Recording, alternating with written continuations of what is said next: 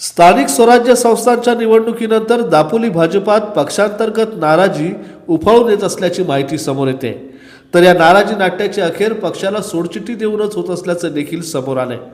गिम्हवणे पंचायत समिती गणातील भाजपा आणि राष्ट्रवादीच्या अनेक पदाधिकारी आणि कार्यकर्त्यांनी आज शिवसेनेत प्रवेश केलाय। दापोली भाजपाचे उपतालुकाध्यक्ष प्रवीण झगडे यांच्या नेतृत्वात झालेला हा पक्षप्रवेश दापोलीच्या राजकारणात अनेकांच्या भुवया उंचावणारा ठरतोय। तर आम्ही भाजपाचे पदाधिकारी असताना देखील आमच्या वाडी वस्तीच्या कोणत्याही विकासाची मागणी नामदार योगेश कदम यांच्याकडून नाकारली गेली नाही। गावात विकासाची कामं जोरदारपणे चालू आहेत। कोणताही पक्षभेद न करता विकासाचं विजन राबवणाऱ्या या नेतृत्वाला भक्कम साथ देण्यासाठीच आता आम्ही शिवसेनेचा भगवा खांद्यावर घेत असल्याचं प्रवेशकर्त्या कार्यकर्त्यांचं म्हणणं आहे। नमस्कार, जय महाराष्ट्र।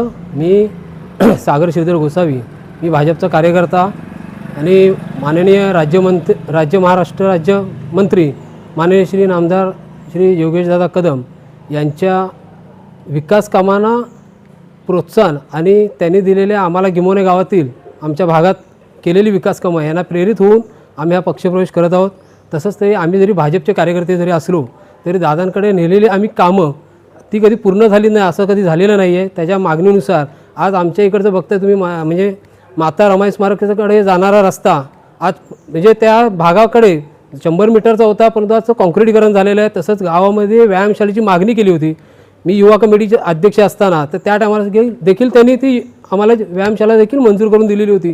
अशी कामं आम्ही नेलेली आहेत आणि त्याचप्रकारे दादांचे कामाला प्रेरित होऊन आम्ही सर्व हे कार्यकर्ते, मी भाजपचा आमचे उपतालुकाध्यक्ष प्रवीणजी झगडे साहेब हे देखील, तसेच आमचे माजी पंचायत समितीच्या म्हणजे निवडणुकीला होत्या महिला सरचिटणीस त्या देखील इथे आहेत आणि आम्ही असे सहकुशीने आम्ही गिम्हवणे गावातील आणि आमचे ग्रामस्थ सर्व असे आम्ही पक्षप्रवेश करत आहोत।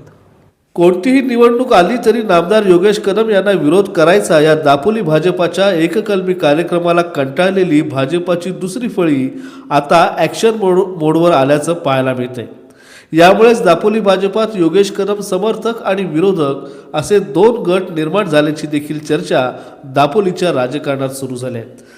तर विकासाच्या राजकारणापेक्षा विरोधाच्या राजकारणात गुंतून पडलेली दापोली भाजपा व्यक्तिद्वेषाने एवढी अंध झाली आहे का, असा प्रश्न खुद्द भाजपाच्या समर्थकांमधून देखील चर्चेला जातोय।